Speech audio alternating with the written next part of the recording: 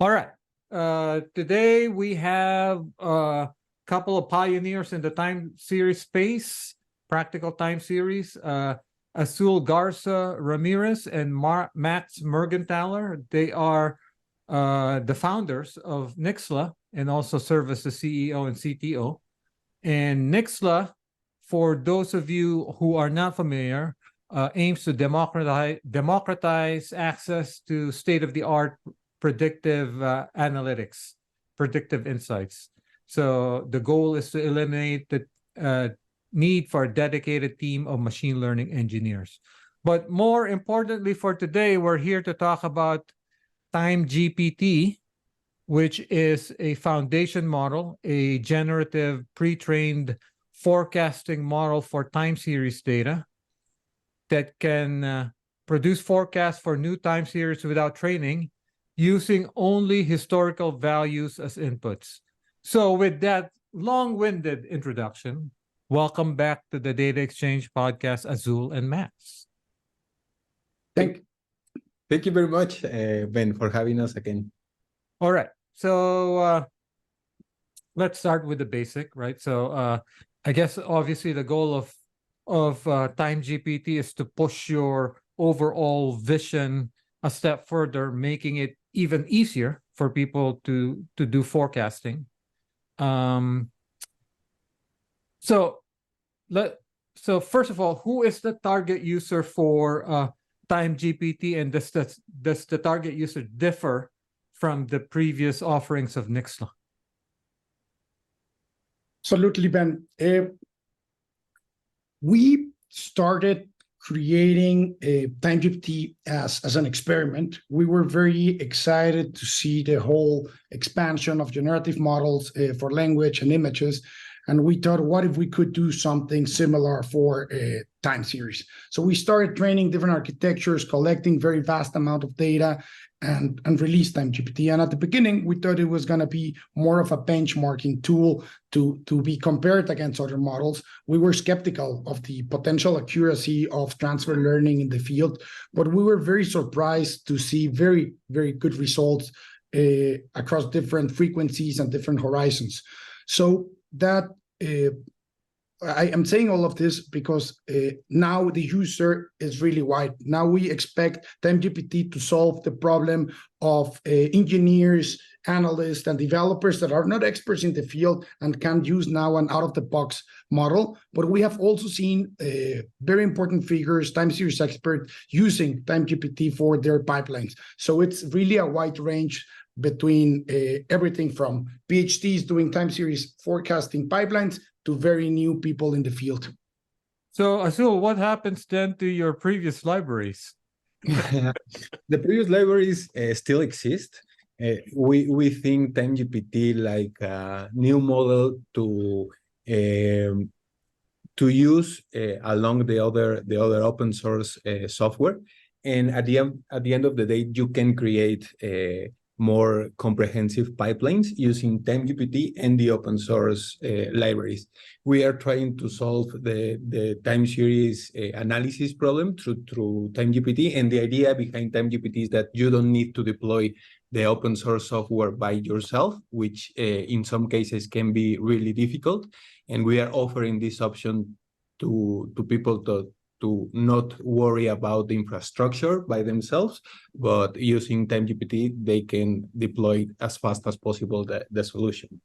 So Max, just to make it clear to our listeners, so TimeGPT right now is accessible through a cloud service, so it's not open source.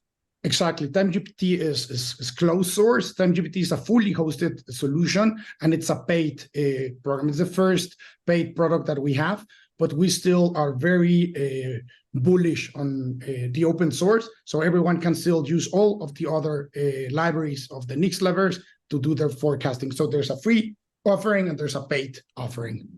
And so, all right. So before we go into the details of TimeGPT, a few more questions about the mechanics. So the way it works is I go to Nixtla website, I apply for a credential, get the credential, pip install an accompanying library, and then I'm done. That's it. Yeah. Yeah. And You so, have to call the forecast method. That's important, but yeah, but yeah. So what is the pricing? So right now we are in still early users in what we're calling a closed beta. So right now everyone gets free access to test it, try it. I mean, everyone that gets approved, we're holding it still in small cohorts, but we haven't released the pricing yet. We're still in the early phases of testing, validating, getting user feedback, and so on.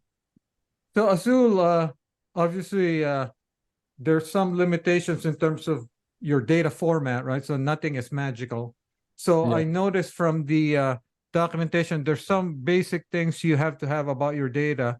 Well, I mean, the most annoying thing is no missing values, which is a big thing in time series. So what else? So what do I need as far as what are the kind of the basic data requirements in order to use TimeGPT? Yeah, so basically you need to have this structure. Basically, you need to have 3 columns on your data frame. Unique ID, which identifies the time series. DS, which identifies the timestamp of the time series, and the target value. And one of the most exciting things about our implementation of TimeGPT is that it is compatible with the Nixtla. So, for example, if you came from using ML Forecast, you can use TimeGPT because the input and the output is exactly the same. And also, TimeGPT allows you to use any data frame, framework, which allows you to train or produce forecast using, for example, Spark, Ray, and Dask. So you don't have to worry about the scalable capabilities of your code. We have solved that for you. And one important thing about open source is that we are working in the open source space too. So we are not focusing right now in TimeGPT 100%. We are managing ourselves to still contributing to the open source while we are producing this new model. Yeah. So there's some minimal data prep, right? So like I said, so you gotta take care of missing values, I guess, right? So gaps in your time series data. But after that, basically you're done. You can start forecasting. Yeah, exactly. And in fact, we have some utility functions to fill those gaps. For example, in our open source utils forecast library, we have this function which is called fill gaps, which allows you to fill those missing values. Yeah. So give us a sense for so Max. So you alluded to this was an experiment. You gathered data. So when all is said and done for TimeGPT, give us a sense of a high-level description of the data set, the training data. So you know how when people talk about GPT-4, right? So they say we used Reddit, Wikipedia, books, and so on and so forth. So give us a high-level description of the data set. Absolutely.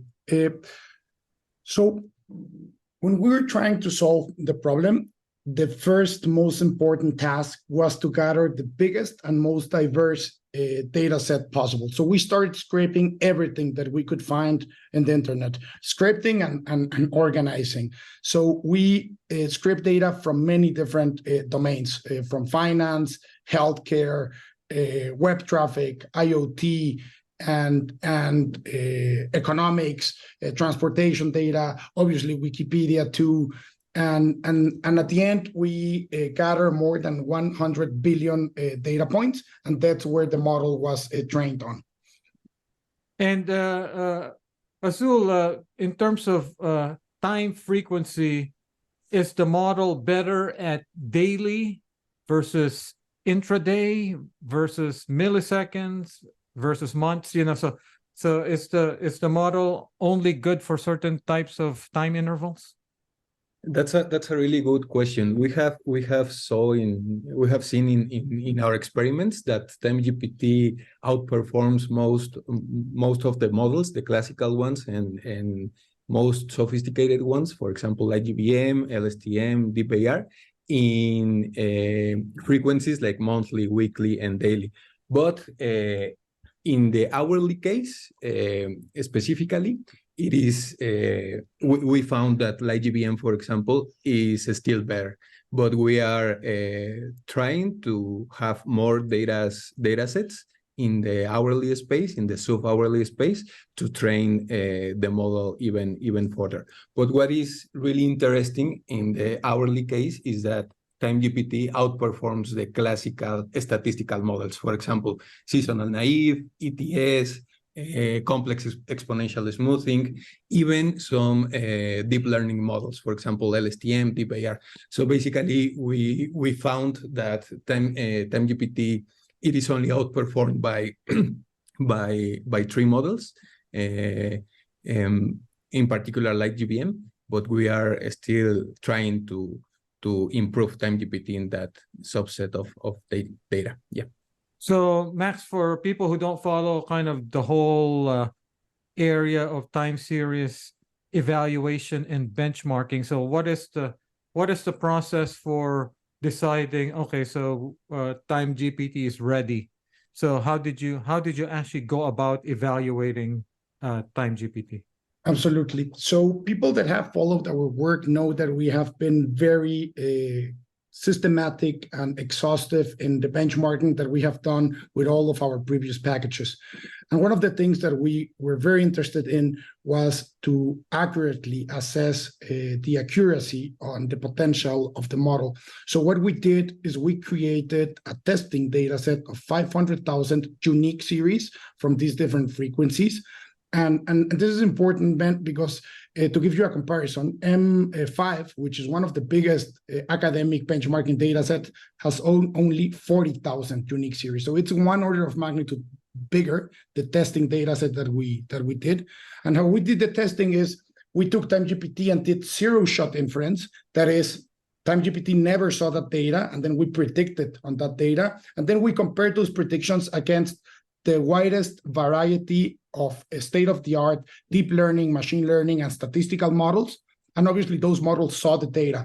So how we did the comparison is TimeGPT with 3 lines of code, just inference, against classical pipelines that have up to 1,000 lines of code.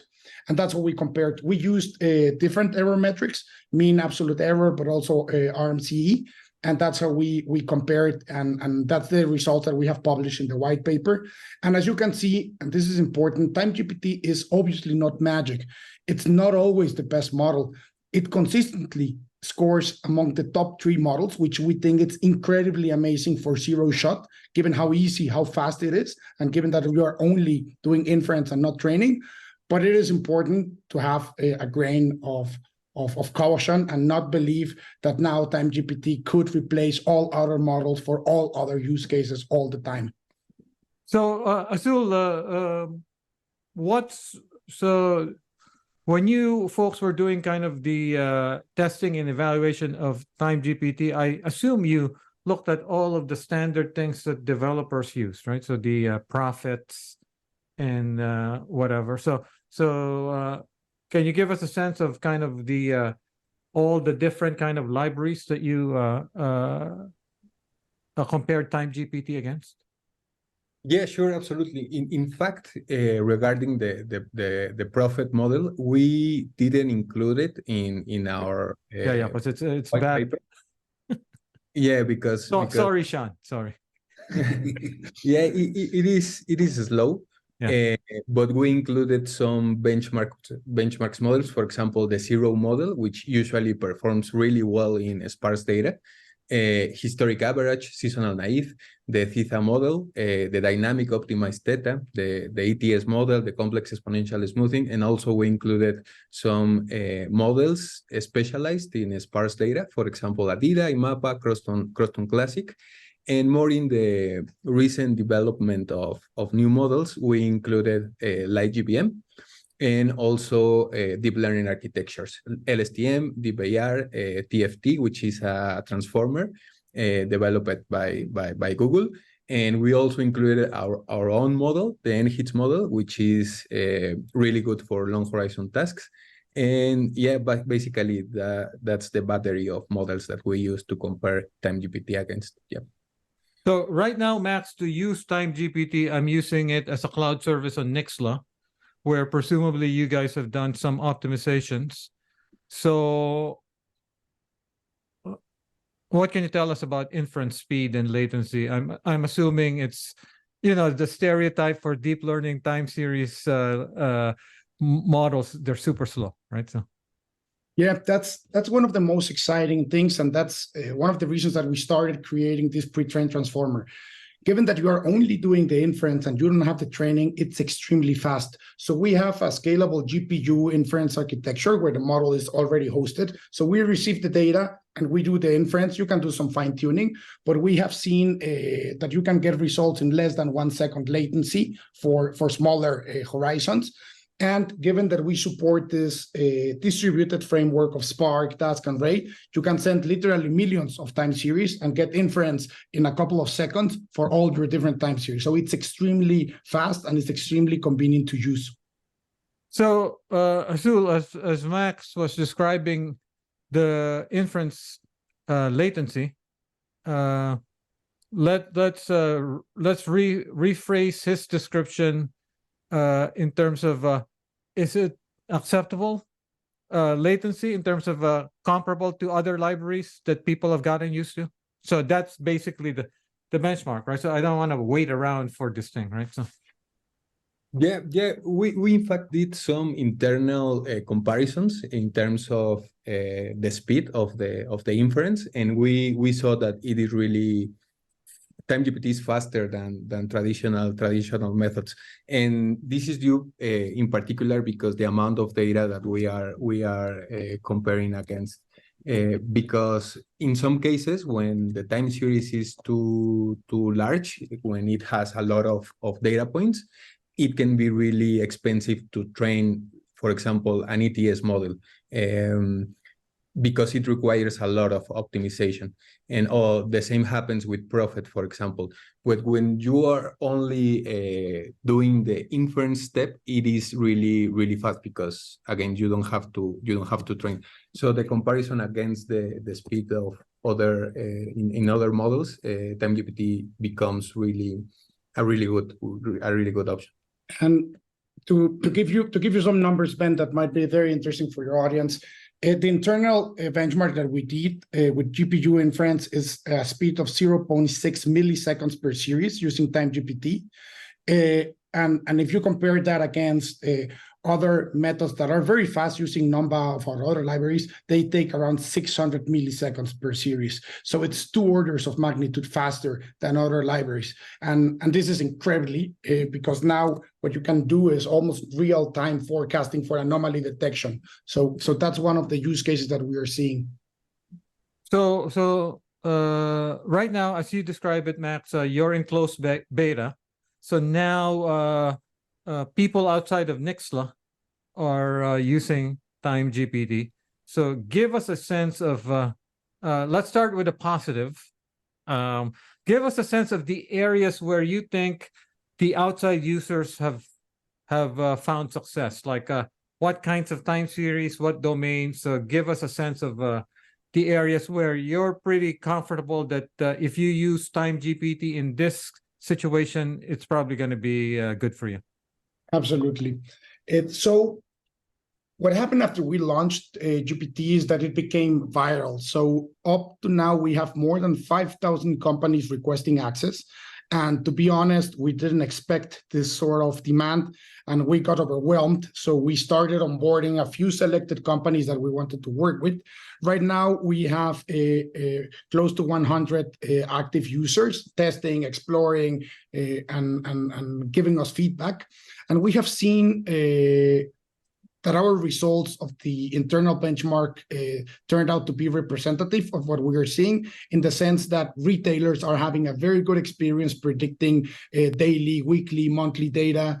But we're also working with some ride-sharing companies that are doing anomaly detection, and they have seen TimeGPT outperforming some of their internal pipelines for even for hourly data. So that's something we did not expect but happened. So in summary, I think right now we feel very confident that TimeGPT can solve and help practitioners solve the classical time series use cases: demand forecasting, anomaly detection, electricity load forecasting, etc. What about Azul? What about finance?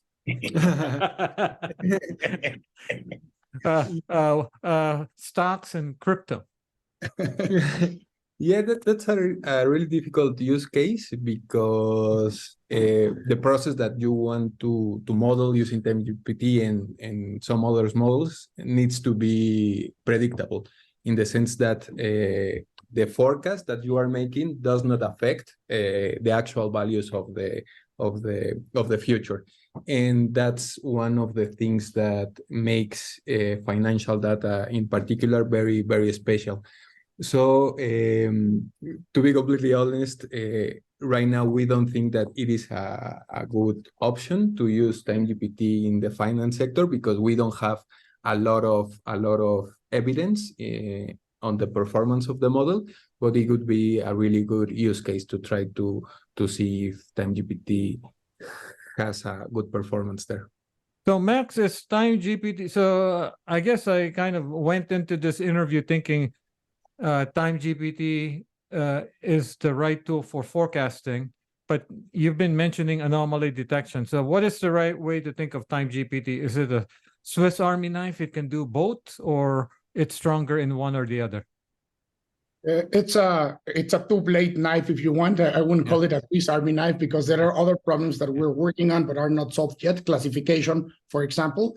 But right now, TimeGPT supports multivariate probabilistic forecasting, which means that you can do both. You can do forecasting with confidence intervals, but given that you have confidence intervals where we're using conformal prediction to quantify those, you can also do anomaly detection by defining certain points above or below those confidence intervals as an anomaly. And those are the two main use cases that we're seeing: forecasting and anomaly detection. However, we're also excited about people testing this for what-if scenarios, where you forecast different trajectories based on the variation of your exogenous variables. To put it in simple terms, you want to see how price, for example, affect demand. And that's also something that you can do with TimeGPT. You just have to forecast the different scenarios, and then you have your different what-if scenarios. You know, Azul, what this opens up potentially is basically forecasting for knowledge workers, right? So you can imagine at some point you guys will have a natural language interface to this thing, and then basically an analyst can do forecasting. Yeah, exactly, and that's the dream that we have. Like you can interact with TimeGPT like you interact with ChatGPT, for example, in language, natural language. Using natural language, that's a dream that we have, and we think that we are opening new possibilities with TimeGPT because it can be integrated with the tools that other companies are already implementing, for example, large language models or even visualization tools. So we are really excited to see how TimeGPT integrates with other generative pre-trained transformers. Yeah. So Max, if you look at the LLMs, the large language models, right? So you've got the proprietary models like GPT-4 and Claude, but then you have the open source models, MetaLlama, Mistral, Zephyr, so on and so forth.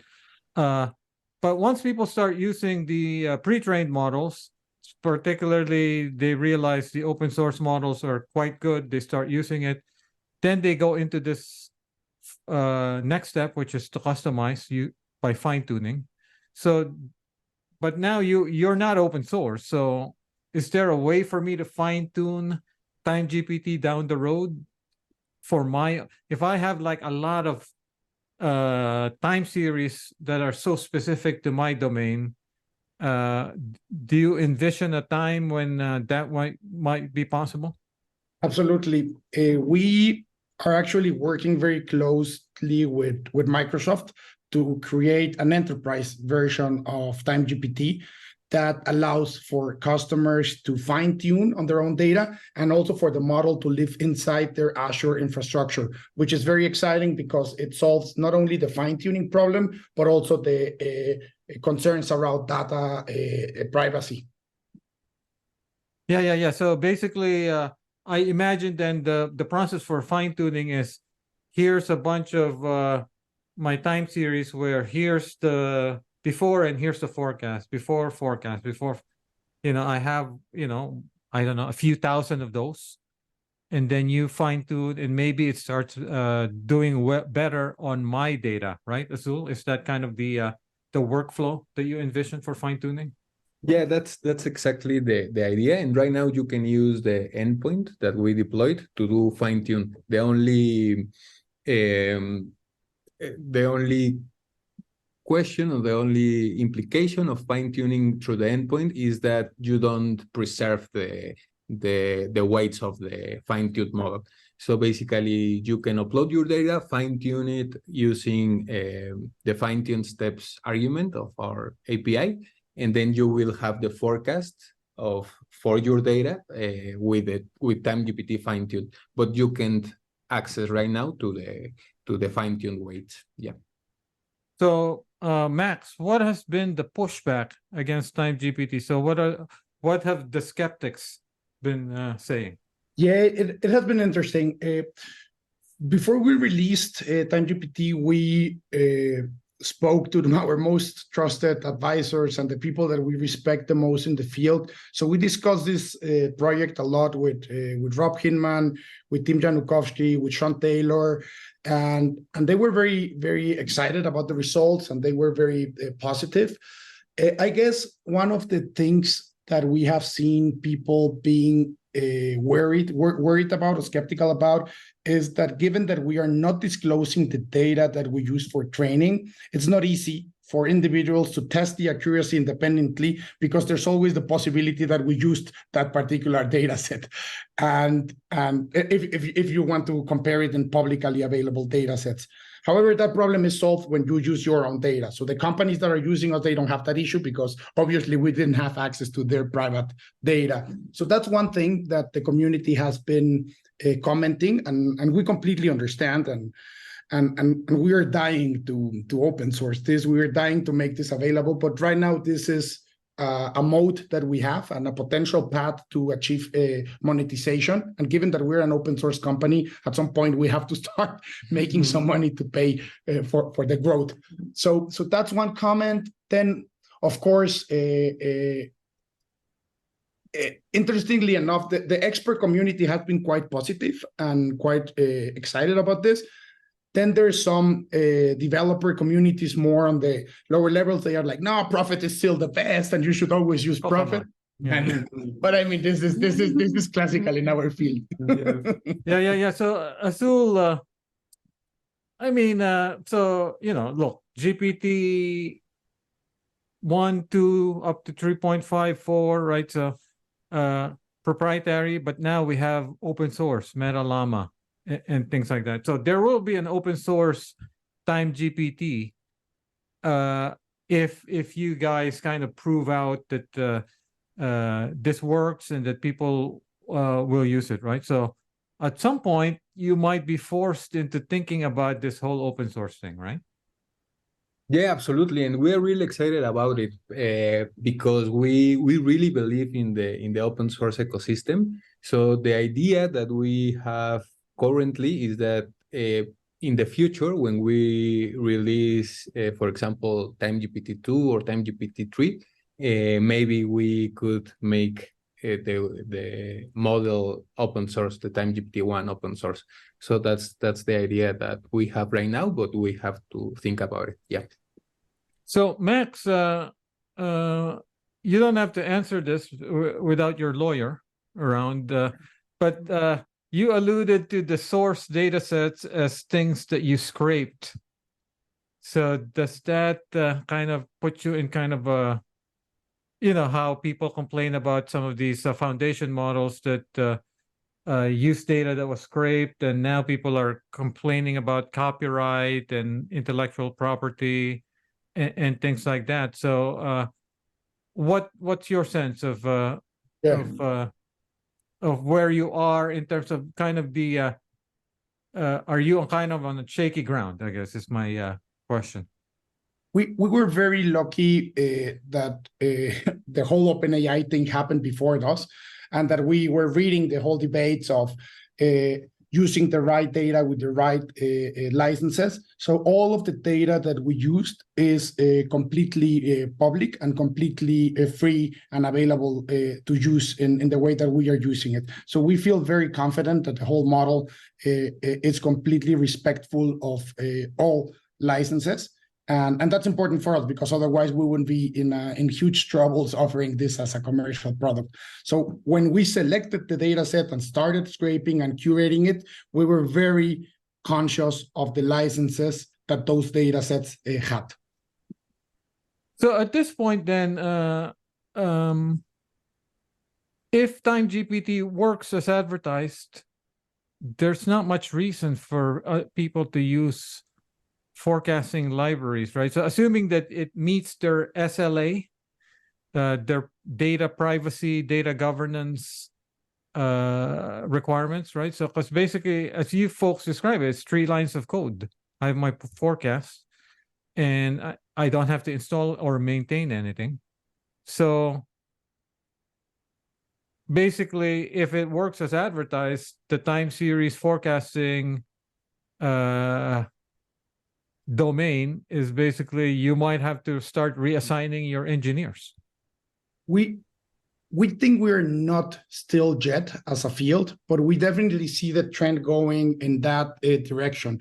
So the same thing that happened in NLP and image classification, where you no longer train your own models and deploy your own models, but use these pre-trained models or even this pre-trained, this out-of-the-box services.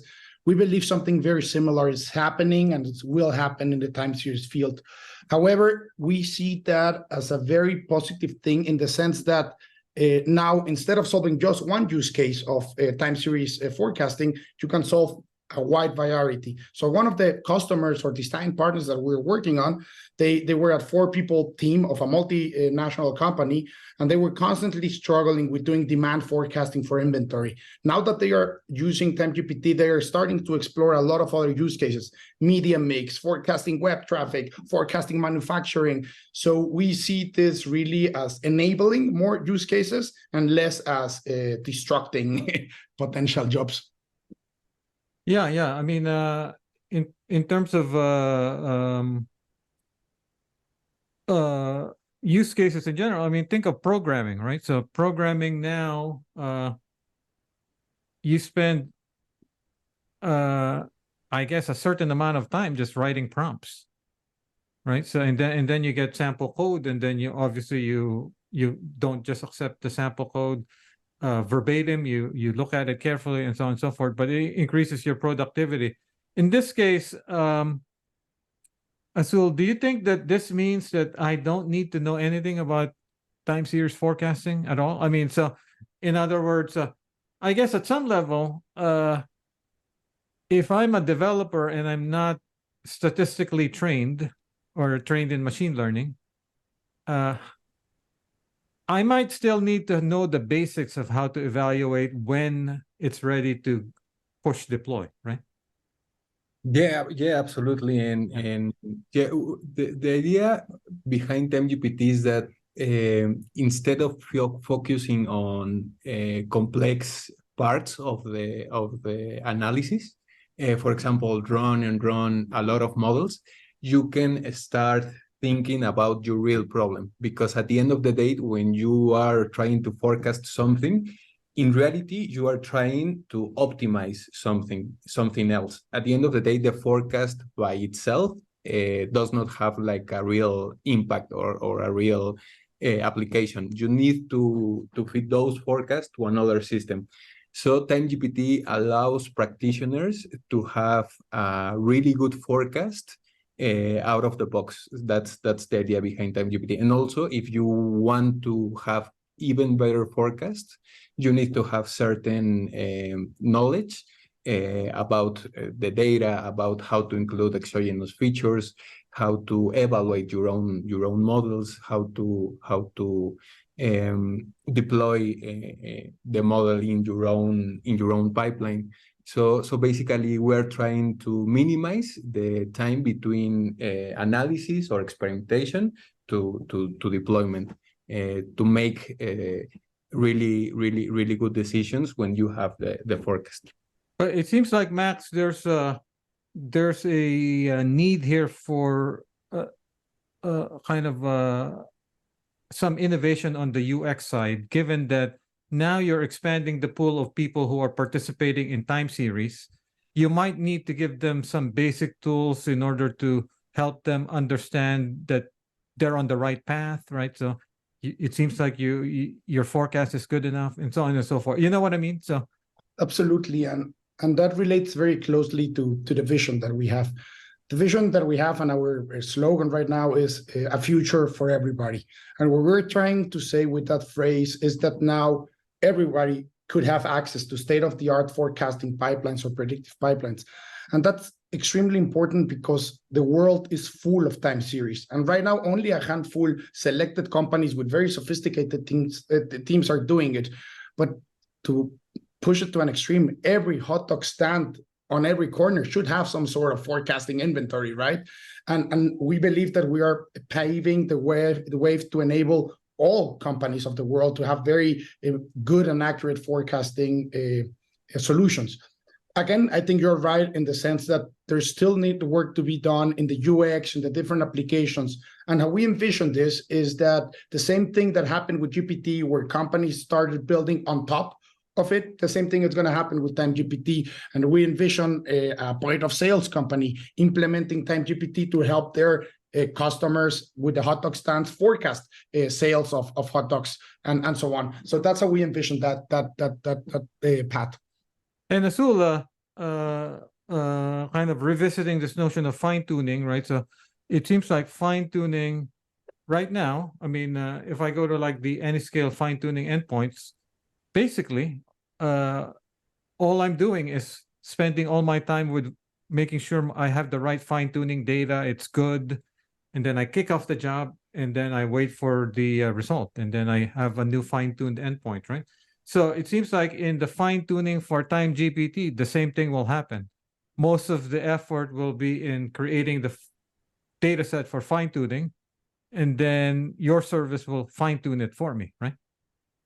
Yeah, exactly. That's one of the limitations, and I think most of the application of large models have, like, you need to have like the data set in the right format, cleaned and ready to be fed to the model. But we are also thinking about how to optimize that part of the pipeline to give tools and advice to people to have the data set in the right format before sending it to TimeGPT. Yeah. So what is the timeline for TimeGPT 2? So we are constantly innovating upon the feedback that we're getting. So we released last week a beta version of TimeGPT 1 that supports longer horizons, which was a limitation of the first or early versions. We are now also starting to think and train TimeGPT 2, and we hope that early next year we will be releasing TimeGPT 2, which is going to be a lot better for hourly and sub-hourly data, and also support longer horizon with among other exciting features. And I'm assuming TimeGPT 2 won't break my app in terms of it's the same API. It will be the same API. We are big believers of backwards compatibility. So yeah, no, hopefully it wouldn't break your app. And the idea that we have is to follow. We don't want to reinvent the wheel, and I think OpenAI has been doing, and Claude and Anthropic, an amazing job in how they are releasing new models and making it available. So we're gonna follow a lot of that strategy. So is TimeGPT 2 Azul kind of follow an going down the analogy of LLMs? TimeGPT 2 will be twice as big as TimeGPT 1. Hopefully, at least in terms of data, we are collecting a lot more. So yeah, in order for us to have a really good model with all of that data, maybe we need to explore bigger models. Yeah. so Max, you know, you don't have to answer this question, but is TimeGPT 1 a large model in the sense of number of parameters? I mean, you don't have to tell me how many parameters, but it's you know, is it kind of similar? Should we think of these foundation models for time series the same way we think of the LLMs? There's an L before the LM. So it's definitely large in the sense that it's a lot of parameters, but it's smaller than most big LLMs. And this is something that we have seen also in the LLM field. We're big believers that bigger is not always better, in the sense that having smaller models that perform good have amazing opportunities. For example, you can run in smaller infrastructures, you can specialize the model for specific tasks. So right now we are happy that our models are big, but not big enough so we have to spend hundreds of millions of dollars training, hosting, and inferencing them. I mean, Azul, you can imagine when TimeGPT 2 comes out, you might have a mixture of experts model, in the sense that if I send you a forecasting request, you have a classifier that determines, oh yeah, Ben's request is good enough for TimeGPT 1. We don't have to send it to TimeGPT 2, right? Yeah, that's a really good idea. Yeah, we have thought about that kind of heuristics to for example see what is the behavior of the time series that comes to the endpoint and see what model is.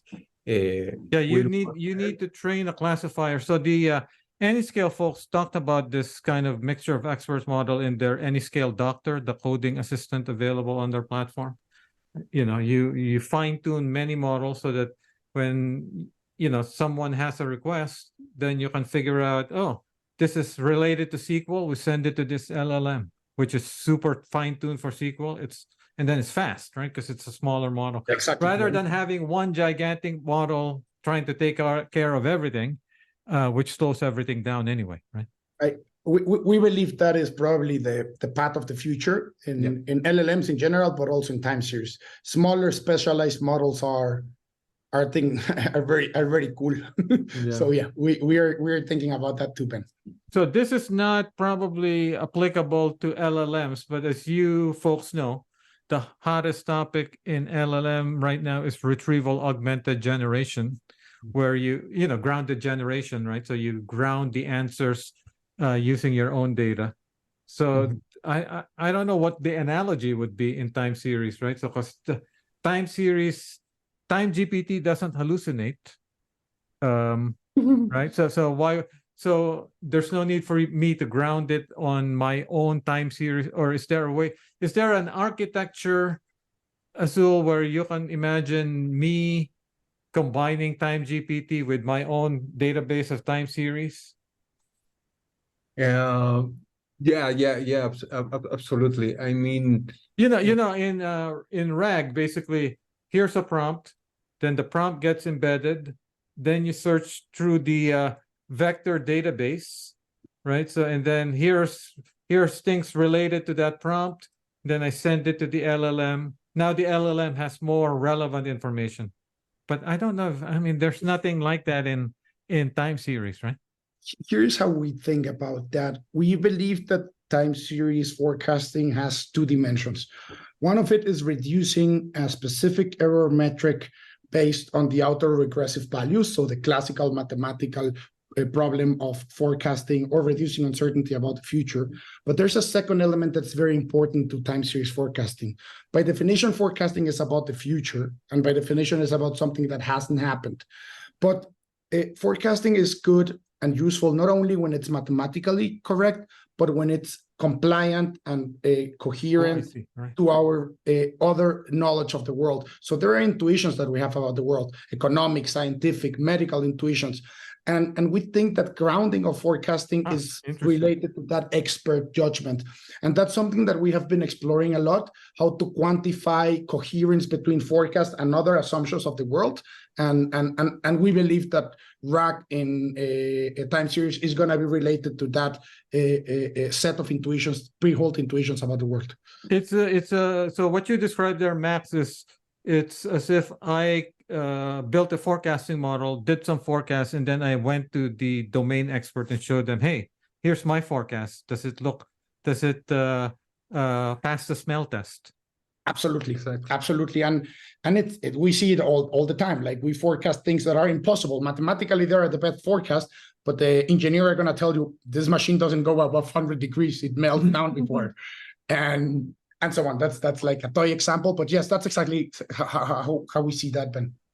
So, is time series is TimeGPT? So let's go back to the training data, right? So, is TimeGPT representative of all time series? For example, I'm assuming you couldn't crawl past the Great Firewall in China, right? So there's a lot of time series in China. So you know what I mean? So now I'm kind of, this is the analogy, Azul and Max, of kind of the bias in LLMs, right? So if your training data is not representative of everything out there, does that mean your model isn't representative of the whole world, right? That's a very interesting question. Like, how we were thinking about this, it's what we call transferability of neural forecasting methods, namely, how accurate can you train on one domain and predict on another? And there are certain intuitions that we hold, for example, that training economic data, it's going to perform better to predict other economic data. But what we're seeing more and more is that human construct of domain, economic data, finance data, healthcare data, is not necessarily representative of the different structure of the underlying time series. So there are certain time series in economics that look a lot like IoT data, and there are certain IoT data that look a lot like healthcare data, for example. So right now, we are also working on researching those conditions for transferability and a formal definition of what we call the distance metric of different time series. And once we have that question answered or formalized, we can start thinking about such a thing as a world model, and to understand what does it even mean to have a world model of time series. So now that you're not open source, yes. So before, when you were open source, I can ask you questions like, how can listeners contribute to the project, right? So, and so on and so forth. So now that you're open source, what is the role of the community? Yes, I think the community plays a fundamental role still. Many of the early users have been contributors and users of the open source, and what they are doing is comparing our open source to the closed source TimeGPT. So I think that's still very valid, because they are helping us and helping the world understand the limitations of TimeGPT and where TimeGPT excels. And then on the other side, all the interfaces, the Python SDK, the R SDK are open source. So people can contribute to, for example, help us make the data wrangling more efficient, help us do the filling of missing values more efficient. So there's still a very close interaction between the whole open source Nixtlaverse and the hosted version of TimeGPT. So, Azul, do you envision TimeGPT as appropriate for real-time apps? I mean, it depends a lot of the amount of data you want to forecast and the definition of real time that Well, Max alluded to ride sharing. That's kind of, well, not quite real time. I guess if you're forecasting when is my driver going to arrive, right? So yeah. So in some cases, I would say that TimeGPT is ready for real time forecast. If, for example, you define real time in less than 2 seconds, right? But we are still trying to improve the inference time and the infrastructure to have the forecast as fast as possible. And with that, since you folks didn't give me access, I've run out of questions. I may have more questions after I play around with TimeGPT. Yeah. Thank you, Ben. We're very excited to be back. And last time we were discussing, like, is auto ML possible for time series? And we were very skeptical at the beginning. Yeah. And now we have surpassed our skepticism and are very excited about this new project. Yeah. So, I guess last question for both of you. You can answer separately, but what is the timeline before we, in your mind, is there a timeline where we forget about time series libraries and just use foundation models? Please. We're very split because we love time series and we love the libraries, and we believe that doing the hard fundamental work always pays off. On the other side, we're also very happy using ChatGPT and delegating all the training and inference to another entity. So I don't know. Maybe what I believe. No, it's not about feelings, Max. Because look, I'm a time series lover, but if I can have a tool that allows me to eliminate this aspect, I take it. I'm more asking about what do you think there's a reasonable timeline where the libraries stop playing a major role in the lives of developers? I'm not gonna do any forecast on that domain. I'm gonna evade that question. Yeah. How about you, Azul? Me too, yeah. Yeah. But I mean, if TimeGPT at this moment, if TimeGPT can take away 50% of my forecasting job, I mean, I'd be happy because I'll do other things. Right? Yes, So, even though I love time series, but I don't want to do something that I don't have to. Just like any developer, I guess. Yeah, sure. So at what point does that needle move beyond 50%? I think we are still reluctant to be maximalist about the possibility of TimeGPT, given that is still very early. This is the first version of the model that we have created. It's the first foundation model that but Max, this does hint at the future. Yes, but we still believe that more benchmark is due, than more applications are due. We really have to understand the potential, the limitations of the technology that we are developing before we start saying replace everything with TimeGPT and maybe create a chaos with something that we didn't expect. No. I mean, this is not about just TimeGPT specifically, but what TimeGPT is hinting at. So here, I'll give the forecast for you. I would say that in 5 years, most time series forecasting will be through a foundation model. No? Sounds reasonable. Sounds reasonable. I mean, this is most, meaning 51%, right? So yeah. And with that, we can speak in 5 years, Ben. and with that, thank you, Max and Azul. Thank you, Ben. Thank you, Ben. It's a pleasure being here.